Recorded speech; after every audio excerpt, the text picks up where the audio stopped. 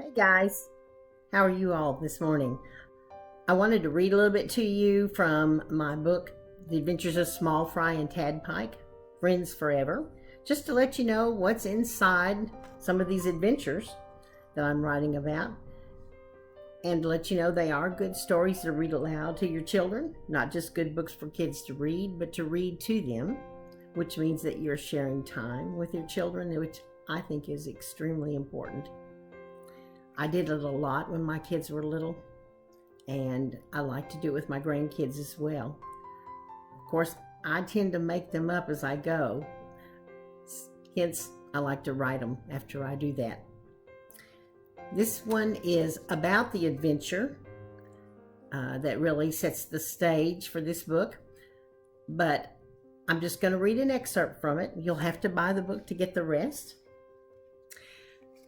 I wanted to show you one of the great pictures. This is Al, the albino catfish.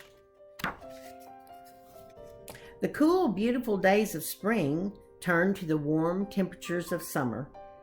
Tadpike and Small Fry were racing across the lake, trying to see who could leap the highest.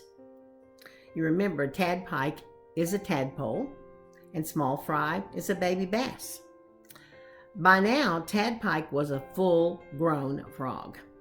And of course, he had legs with which to jump. This was really no contest, but they both loved their little game. And it was while they were playing that they failed to realize that a bed of large lily pads had gotten into their path. Usually, the lily pads were a little bit further apart and easy to jump over and back into the water. On this particular occasion, though, Tadpike leaped and cleared the smattering of lily pads.